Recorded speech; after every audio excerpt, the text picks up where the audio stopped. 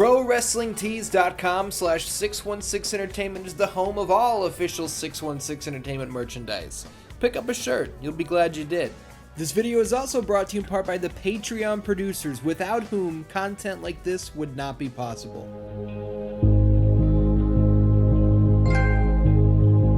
The year is 1995. The prime years of video arcades have come and gone, but it's not over just yet. There's still a little bit of life in these old bones. And you're a 90s kid. You're too young to realize you missed the glory days anyway, so what's the difference? The carpet, which is decorated with shooting stars and distant planets, adds an otherworldly feel to this otherwise pedestrian Saturday night. You're not here for a friend's birthday party, no. This is an adventure. The sounds of high scores being broken and quarters dropping into machines permeates the thick, heavy air. Air that very well may be 2 parts pepperoni pizza scent and only 1 part breathable oxygen. But that's not what's important. What's truly important is locating the game you want to play. Area 51 is an easy go-to. Mortal Kombat 1, 2, and 3 are all jammed next to each other. There's always Terminator 2. It's hard to choose. But then, like an audible parting of the clouds, it calls to you. Good evening, ladies and gentlemen. This is Howard Finkel. And welcome to WrestleMania. That familiar voice, those familiar sounds. You turn the corner and there it is. WWF WrestleMania, the arcade game. Business just picked up. What's up, Dan-Dans? Welcome to Season 2 of Triangle X Squared Circle, the Wrestling Game Retrospective Series. We're opening up hot with a highly requested title from 1995. WWF WrestleMania, the arcade game, is far from a traditional grappler, but it does have a hell of a lot of charm. As the name indicates, yeah, this title received a full arcade release. There are definitely more home console WWF or WWE games than there are arcade cabinets across the decades, so what made this one so special? Well, it's not a widely known fact, but WrestleMania the arcade game started as a Sega Genesis exclusive. It wasn't until the best there is, the best there was, and the best there ever will be, Bret Hart, joined the team at Midway as lead director that things took a turn. Bret actually took a sabbatical from in-ring competition in 1994 to step into this role, which, in my mind, was for the better, as his fresh approach to video game development arguably revolutionized wrestling games as we know them today. I'm kidding, obviously. These are clips from a behind-the-scenes featurette that chronicles the making of WrestleMania the arcade game, and I just felt like it was the perfect opportunity to make that joke. Don't tell Bret. These clips of wrestlers in a studio show exactly how their likenesses were captured for the game. There's a reason that really looks like Shawn Michaels on the screen. It's because it's really Shawn Michaels. This digitized graphical style was popularized in 1992 by Mortal Kombat, another game created by Chicago-based developer Midway. Each and every movement you see Yokozuna make in-game was captured here in this studio. The series of real-life photographs are dropped directly onto a computer-generated background, and that, Dan-Dans, is what digitized graphics are all about.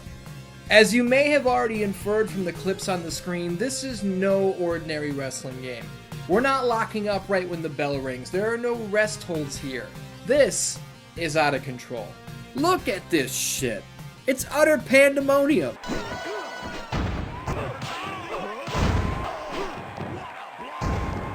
In real life, The Undertaker's finishing move is the Tombstone Piledriver. Everybody knows that. In the game, he's just gonna smash a tombstone over your head. Hit Bret Hart with a high-impact strike and he's gonna bleed hearts all over the place. Bam Bam Bigelow's entire body is engulfed in flames as he flies through the sky, crushing whoever is unlucky enough to be his opponent on that night.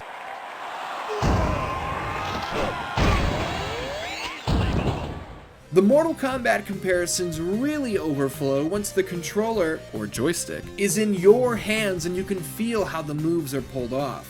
To throw ice as Sub-Zero, we all know it's down, forward, low punch. To execute a Razor's Edge as Scott Hall, it's forward, forward, high kick. Go ahead, hold block and press up, up to hit Scorpion's fatality.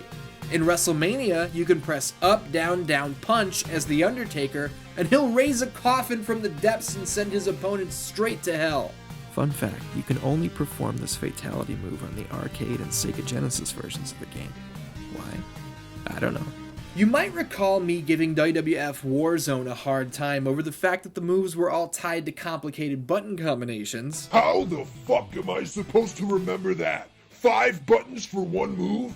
And every finisher has a different combination? And you might call me a hypocrite in that I'm putting over WrestleMania the arcade game for something very similar, but when you break it down, there's a distinct difference. Warzone was trying its hardest to be a wrestling game. And with that in mind, the combos don't feel right. WrestleMania? We're not even going to attempt to claim that they were trying to make a product that resembled traditional wrestling. This is chaos.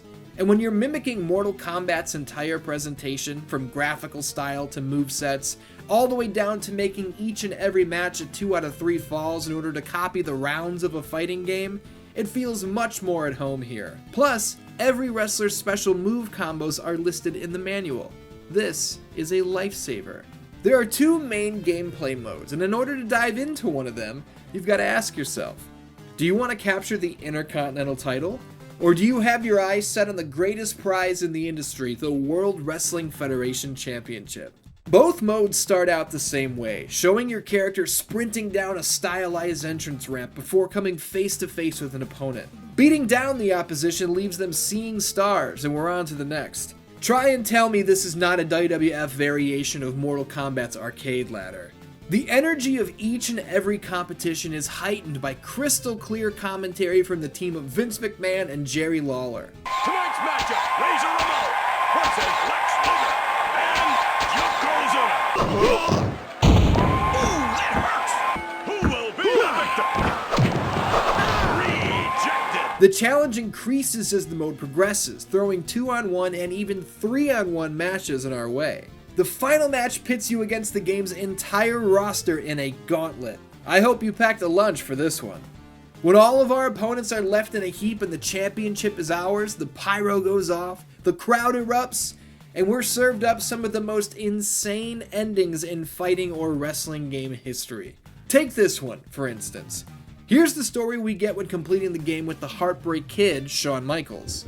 Shawn strutted around the ring arrogantly for several minutes, flexing and chewing his gum with an obnoxious smirk on his face. He had always bragged that he was the greatest thing to grace the World Wrestling Federation, and now he has finally proven it. The ladies in the audience reached out their arms to him and screamed his name. With that, Shawn thought he'd be cute by teasing them with a little hip action. The ladies, in an uncontrollable lust-crazed frenzy, stampeded the ring like cattle, trying to get hold of him. Shawn scrambled to escape the clutches of the horde, but to no avail. They quickly cornered him and proceeded to ravage him mercilessly. When they were through, Shawn was left lying motionless, sans his clothing and some hair, yet with a big old grin stamped on his face. He loved the attention, and more so, he loved the women. His craving for attention and multiple women led him to leave wrestling and become a politician, where he could get his fill of both. Good lord, dozens of women rushing the ring and fucking him over and over? That's assault, brother. And then to turn it into a Clinton joke at the end. Good God almighty. But that's nothing compared to Bam Bam Bigelow's ending. The remains of his final opponents cooled down to smoldering ashes. However, Bam Bam did not. Still fired up from the heat of battle with eyes glaring, chest heaving, and licks of flame dancing up from his hands, Bam Bam turned to the audience and delivered a vigilant stare. His eyes scanned back and forth and a sinister smile crept across his face. He raised his hands and without warning came a blast of flames which engulfed the entire stadium. The audience was charred to flakes. The stadium was reduced to pebbles, and the WWF title belonged to Bam Bam Bigelow. The undisputed champion stood among the silent ruins of the now shattered amphitheater, master of all he surveyed. Yes, you heard that correctly. After winning the world title, Bam Bam Bigelow took it upon himself to murder 20,000 people. I'm not making this up, it's right there on the screen. What the fuck, man? For as over-the-top as the game is presentation-wise, the same can certainly not be said for its depth.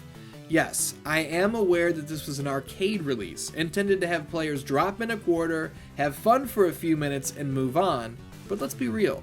This title was ported to every living system known to man at the time. Super Nintendo, Sega Genesis, 32X, the Sony PlayStation, Sega Saturn, so on and so forth. It would have been nice to have just a tiny more variety on the gameplay front. And while we're at it, what's up with this roster?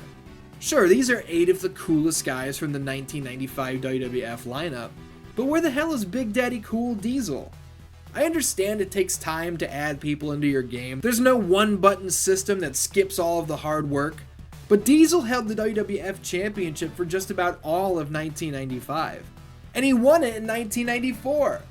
Let's give Midway the benefit of the doubt and say that they started working on this game in early 94.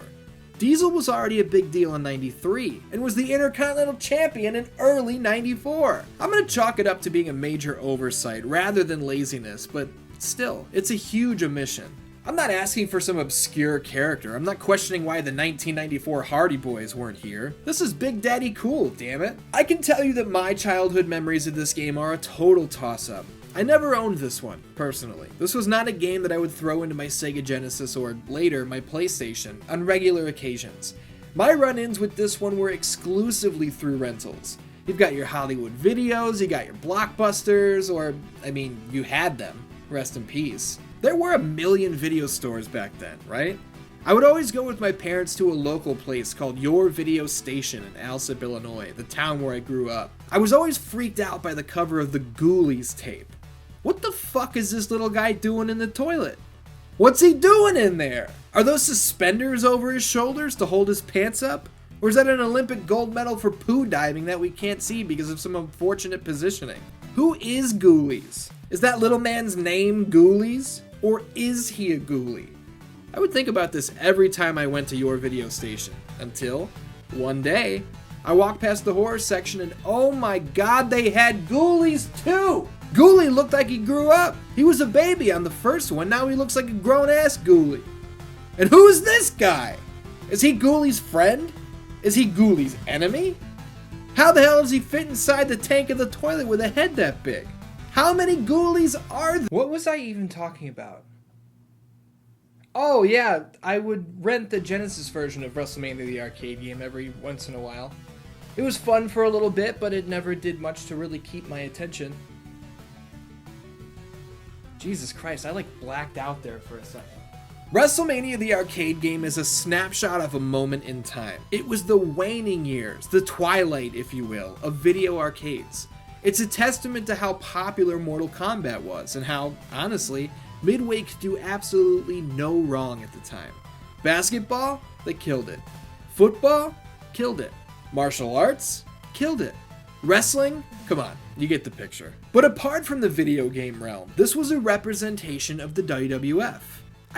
It's turned up to 11, no doubt about it, but Vince McMahon had voodoo witch doctors putting curses on whatever the hell the Ultimate Warrior was supposed to be. A curse that eventually saw green goo ooze from the Warrior's head. For some reason. With stupid shit like this taking place on the WWF's actual programming, you don't think Vince McMahon would have had Undertaker uppercutting people 50 feet into the air if he could figure out how to actually pull it off? You know he would have. With as insane and goofy as pro wrestling was here in the early to mid 90s, it's no wonder why the video game representation would be so over the top. This is what kids felt like they were watching back then. Superheroes and villains battling it out in an over-the-top war for supremacy. A war for supremacy that could be merchandised in arcades, bedrooms, and even on video cassette via its very own Coliseum video release, complete with tips, tricks, and cheat codes for only $29.95. And that right there, Dan Dans, is the story of WrestleMania the arcade game. It performed well in arcades, the PlayStation port even sold well enough to be given a greatest hits re-release. It's kind of strange that with as well as this game did, and as much fun as people had with it, it was never followed up with a sequel. You would think Midway, or at least the WWF, would have... Come on, you thought I wasn't going to talk about the sequel? I don't think so. WWF In Your House, the follow-up to WrestleMania the arcade game, released about a year later on the PlayStation, the Sega Saturn, and PC. The arcades were left behind at this point, making In Your House exclusive to home consoles. In Your House was literally in your house. This FMV intro was awesome in 1996, and it's goddamn awesome now. Jerry Lawler has been swapped out of the commentary booth in favor of Mr. Perfect, making this his one and only appearance in a video game where he's wearing a headset rather than a singlet. It was good, but it wasn't perfect. See ya, and I wouldn't want to be. You gotta be kidding. We've lost more than half the roster of WrestleMania, but they've all been replaced, and then some, as the roster size has improved from 8 playable characters to 10. We've got names like Owen Hart, the Ultimate Warrior, Goldust, and Vadar. Yeah, that's how you pronounce it, right? Vadar? No? Well then why the fuck does it say Vadar on the box? Look, the gameplay of In Your House is practically a copy and paste from WrestleMania. That's fine. But look at these new arenas. We're in Stu Hart's dungeon, Goldust's personal weird-ass museum place, a local gym, and even the Undertaker's underground lair complete with the hanging corpse of the angry video game nerd? This game is fucked up. Both In Your House and WrestleMania the arcade game are moments in time. A time when pro wrestling wasn't just ridiculous and fantastical, but proud to be ridiculous and fantastical. A time when sports games didn't have to be 100% realistic simulations. They could take the overall idea of football or basketball or even wrestling and turn it up to 11. Games like WrestleMania and In Your House walked so that games like All Stars and Battlegrounds could run. These may not be technical masterpieces like Here Comes the Pain or No Mercy, but they've got their charm. And for that reason, I'll always give these two a nod of approval. That's it! Dan's, this was the Season 2 premiere of Triangle X Squared Circle, the Wrestling Game Retrospective Series. I wanted to start off big and surprise you guys with a little bit of double header action. That's why there's no mention of In Your House in the thumbnail or in the title. I wanted it to be a surprise. And hopefully the next episode is a surprise as well when we take a look at WWE WrestleMania 19 on the GameCube. That's our first GameCube game to get a deep dive here, and I'm very, very excited about it. Until next time, I love ya, and I will see you. See, I said next time already. I can't say next time again.